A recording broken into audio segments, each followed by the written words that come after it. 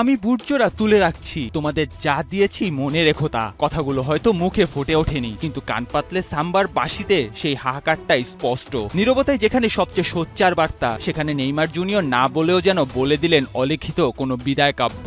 My time with the national team is over. মাত্র কয়েকটা শব্দের এক বাক্যে হলুদ জার্সির এই রূপকথা থেকে চিরতরে মুছে গেল তার নাম। বিশ্বকাপে যাওয়া না যাওয়া নিয়ে সেই সংশয় কেটেছিল, কিন্তু ভাগ্যের নির্মম পরিহাসটি আর কাটেনি। সময়ের হিসাবে মাত্র ৩৭ মিনিট, যা ফুটবলের এক অর্ধের চেয়েও কম।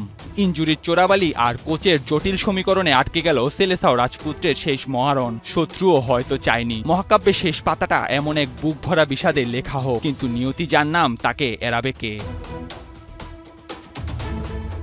ব্রাজিল ফুটবল ইতিহাসে গেল এক দশকে সবচেয়ে উজ্জ্বল তারাটাই আর জ্বলবে না ২০১৪ থেকে ২০২৬। এই এক যুগ ধরে যে কাঁধে বইছিল কোটি সমর্থকের স্বপ্নের পাহাড়, পেলেকে টপকে যিনি ব্রাজিলের সর্বোচ্চ গোলের চূড়ায় বসিয়েছিলেন নিজেকে, সেই নেইমারকে ছাড়া কেমন হবে সেলেসাওদের ভবিষ্যৎ? প্রশ্নটা এখন একটাই, পর্তুগালের CR7 কিংবা আর্জেন্টিনায় মেসির অনুপস্থিতি যেমন ব্র্যান্ড ভ্যালুতে টান ফেলে, কোচের ছক এলোমেলো করে দেয়, ব্রাজিল কি তবে নেইমারহীনতার সেই মহাশূন্যতায় কাঁপবে?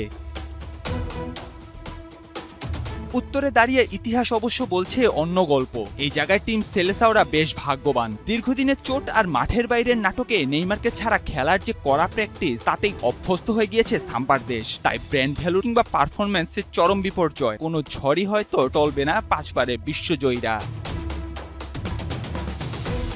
দিন শেষে নেইমারের এই বিদায় ব্রাজিলের ডায়েরিতে হয়তো কেবলই আরেকটি কিংবদন্তির অবসরের সংখ্যা বাড়াবে। শূন্যতা তৈরি হবে কিনা সেটি সময়ই বলে দিবে। তবে নেইমারের এই চলে যাওয়া ব্রাজিলকে নতুন করে ধাক্কা দেবে না, সেটি অন্তত স্পষ্ট। নেইমার নিজেও হয়তো বুঝে গিয়েছেন সময় শেষ, তাই অস্ফুটে বলেই গেলেন, হলুদ সাম্রাজ্যে এখন সময় আমার এখানেই শেষ।